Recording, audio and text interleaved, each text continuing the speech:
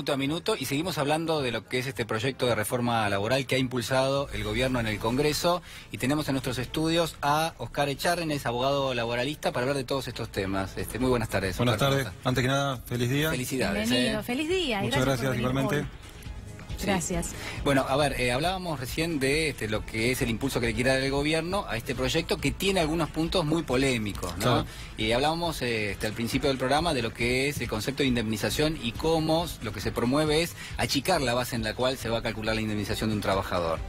El gobierno en el proyecto lo que establece es una indemnización reducida, tal como está ocurriendo con la ley 2250 del régimen de la construcción, lo cual perjudicaría notablemente a los trabajadores, porque el trabajador lo que tiene es el salario, tiene carácter alimentario, pues es lo único que tiene para sobrevivir, tanto sea la gente de clase media baja, media media, media alta, hay muchas relaciones laborales. Entonces el trabajador con el salario lo que paga es vivienda, educación, alimentos. Sí. Y eso tenía un impacto en el salario, dice usted. Sí, por supuesto, a la hora de las indemnizaciones lo reduciría notablemente. Porque en concreto lo que se quitaría, por ejemplo, en el caso de la indemnización, es todo tipo de bonificación, o esto es lo que propone el proyecto, ¿no? Todo tipo de bonificación extra, es decir, si yo trabajo y cobro viajes, por ejemplo, claro, me pagan la nafta por los viajes o del auto, ¿no? Sí. Para ir a trabajar, o por ejemplo, cualquier otro beneficio, ¿no? Que no tenga que ver con el salario que se recibe cada mes formalmente, eso por un lado, y por otro lado, además de las compensaciones, ¿no? Así se llaman, también por otro lado el tema del sueldo anual complementario. Nosotros lo contábamos recién, es el aguinaldo, por que supuesto. Entiendo que en el caso de la indemnización, bueno, también aporta o tiene un aporte importante Sí, en claro. el recálculo final. Quieren dejar afuera las remuneraciones accesorias del salario a la hora del cálculo de la indemnización. Todo lo que sean bonificaciones, los gastos, los viáticos. Pero hay trabajos para los cuales eso es muy importante. Por Uno podría supuesto. pensar que en algunos no, pero en muchos sí. Por Sí, ejemplo, claro. estoy imaginando a un trabajador camionero. Claro. O los Que viajantes le de comercio. Que le pagan los traslados, y los traslados forman parte de su trabajo. Por supuesto. Si eso queda fuera del cálculo de la indemnización, la verdad que lo están afectando muchísimo. Por supuesto. Lo estarían perjudicando notablemente. El tema es el siguiente, que hoy en día se viene reconociendo por vía pretoriana, o sea, jurisprudencialmente en los tribunales del trabajo. Pero yo creo que va a haber una avalancha de planteo de inconstitucionalidad de los diversos abogados laboralistas. O sea, esto puede ser de alguna manera discutido desde el punto de vista de que no respeta lo que promueve la Constitución Nacional. Por supuesto. ¿Por qué? La tutela efectiva del trabajador en tribunales, en sede judicial. Están haciendo una embestida, como hicieron en su momento, con el tema de la seguridad social y con los temas de la nueva ley de RT 27348. Primero dictaron un decreto 54 de 2017 y después la ley 27348. Echarrenes, ya que hablamos de la justicia, y ahora volvemos a los detalles de lo que estipula Sí. este proyecto, ¿no? Que son importantes. Usted mencionaba recién la vía judicial, que uno Claro. de los puntos importantes es que quedaría eliminada, ¿no? En el caso del blanqueo de los trabajadores quedaría eliminada. Pero también lo que quiero preguntarle es, hubo en los últimos meses algunos fallos judiciales que tenían que ver con una especie de antecedentes, ¿no? A esto que ahora se está planteando. Recuerdo el último fallo que tenía que ver con el no reconocimiento de un trabajador que había sido monotributista durante el no reconocimiento del vínculo con el empleador. Claro, claro. ¿Usted cree que estos fallos judiciales van en consonancia con lo que ahora finalmente se está planteando en el Congreso? Probablemente, igual ese fallo yo lo leí, Sí. con varios colegas lo comentamos y no se dijo nada nuevo porque ese trabajador era un médico que tomaba decisiones en una clínica médica, cobraba por cada operación, no tenía salario, no se dan los tres presupuestos de la relación laboral, que es la tipificación, digamos, subordinación jurídica, técnica y económica con el empleador. ¿Qué pasa con los trabajadores, la representación sindical que tienen y un poco el espíritu que tienen estos proyectos, que es erosionar la representatividad que tiene un sindicato grande para pasar a darle un poquito más de poder a lo que son las comisiones que se generan desde el punto de vista sindical en las propias empresas? Digo, ¿cuál es la visión que tienen? Porque esto está justamente en los proyectos. Yo creo que esto se va a decidir después de las elecciones Pero las digo, CGT, ¿esto afecta al trabajador, no lo afecta? Y lo afecta, porque lo que se trata es de ahogar al trabajador. Hoy en día la justicia laboral está demorando 4, 5, 6 y hasta 7 años, con Cámara de Apelaciones incluida, para decidir una sentencia sobre un crédito laboral de un trabajador. Y lo que se trata de hacer es de ahogarlo.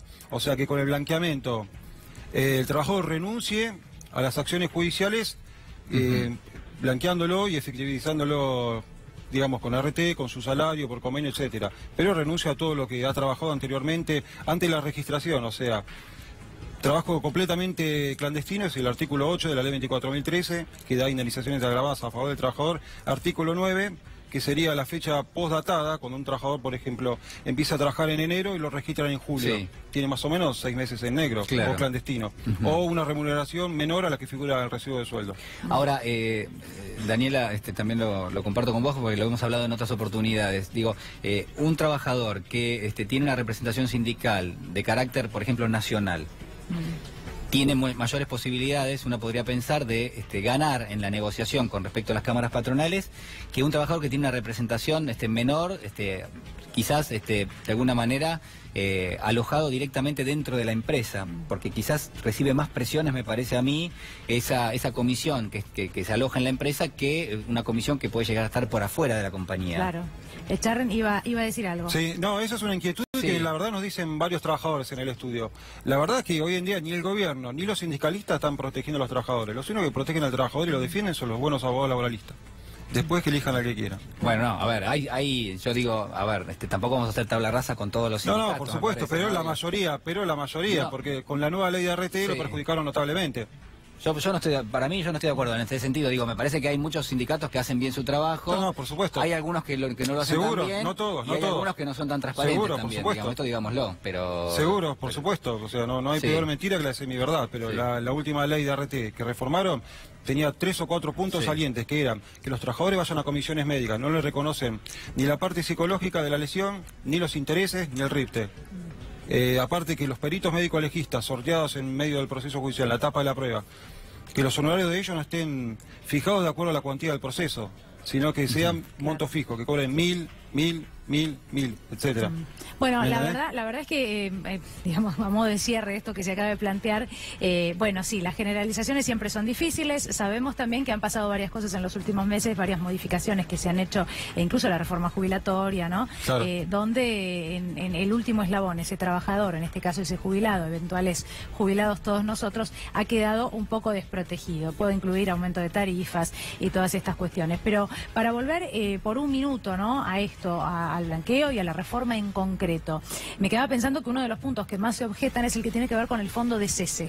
Claro. Ese fondo de cese laboral. A ver, usted lo va a saber explicar mejor probablemente, pero para ir creando una indemnización que se va creando el propio trabajador, digamos, que no es responsabilidad ya del empleador como era hasta ahora, Por para supuesto. esa persona que pierde el trabajo. Una parte de su salario iría a ese fondo de cese laboral, igual que en el régimen de la construcción.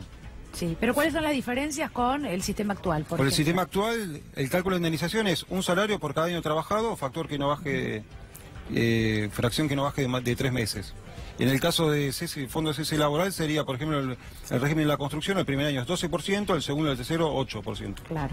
Y otro de los puntos es si pudiera ser compartido con el empleador o pudiera ser, lo que pasa es que son todos detalles también. Claro. Como sea, Sí. los detalles lo que indican es una pérdida de lo que hoy es un derecho. ¿sí? Sí, no, por supuesto. Y a nadie se le ocurría hasta ahora plantear de otra forma. Pero también el tema de si es compartido con el empleador y si es opcional o no.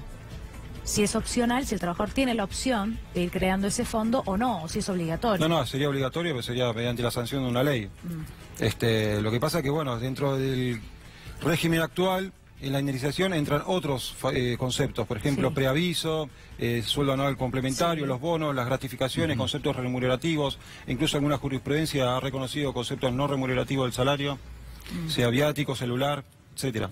Claro. Charren, una también de las ideas que recorren estos proyectos es que el Estado en general da un paso hacia atrás, es decir, Claro. el Estado ya no está omnipresente en lo que son las negociaciones salariales, ya no está omnipresente en lo que son los contratos de trabajo, sino que empiezan a tener mayor injerencia lo que son los convenios colectivos y en función de eso también lo que son los acuerdos actoriales o acuerdos que se dan directamente entre la empresa y la representación sindical de los trabajadores. Desde ese punto de vista, ¿es bueno que el Estado esté un paso hacia atrás o en todo caso es preferible que siga vigente lo que es, por ejemplo, el caso de las homologaciones de lo que son los acuerdos paritarios, por ejemplo? Claro, esto sería, digamos, un embate más del gobierno en cuanto lleva un principio, digamos, de regresividad. Lo mismo que pasó con la Sí. ley de RT que comenté hace un rato.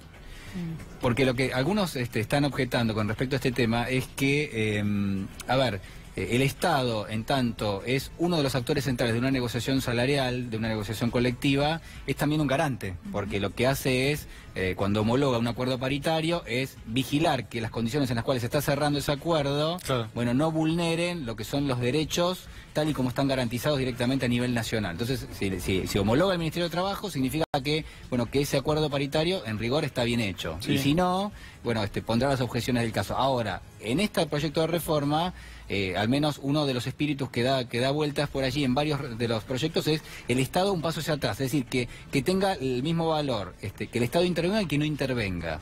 ¿Usted piensa que puede tener algún tipo de proyección que se sancione en el Congreso? ¿Se puede sancionar en el Congreso esto? es muy probable. Ya quedó trunco el proyecto en diciembre y se quiere volver a tratar ahora en junio y en julio. Durante ¿Cuál es el la mundial. consecuencia que puede tener para el trabajador? Y el trabajador se le reducen aún más los derechos. Ese es el tema. Siempre el hilo se corta por más finito y bueno, los que más están sufriendo son los que menos tienen hoy en día. Lo que pasa es que la situación, bueno, volvemos siempre al mismo punto de debate y que en realidad no vamos a resolver nosotros en esta mesa, ¿no? Pero porque ya está planteado de otra forma, pero es poner en un lugar de igualdad al empleador que se supone tiene ganancias que son mucho mayores, pueden no ser las mejores, sabemos que no es lo mismo el caso de una pyme que de una gran empresa, pero se supone que tiene ganancias y de hecho tiene la posibilidad de emplear a varias personas con el trabajador que apenas llega a fin de mes con su salario. Entonces este es un punto importantísimo. Que tiene que pagar el alquiler, alimentos, bueno, vivienda. probablemente, que ni siquiera tiene una propiedad, no ha tenido la opción de abrirse su propia empresa y todas estas cuestiones. Le pregunto por el caso pasantías. A mí hay dos puntos que me quedan y que me preocupan, ¿no? El que tiene que ver, por ejemplo, con las pasantías. Se plantean que tengan un plazo máximo de 1 año, por ejemplo, que es mucho tiempo, probablemente para algún trabajador, para estar en esa situación, hasta 30 horas semanales. ¿Cree que esto es viable nuevamente? Se va a tratar ahora en el Congreso, lo que establecía la ley 25.165. Bueno, puede ser uno de los puntos a objetar. Claro, por supuesto. Por eso mi pregunta, si cree que es uno de los más difíciles de pasar o en realidad el tema de las pasantías. Es una flexibilización laboral encubierta. Sí, claro.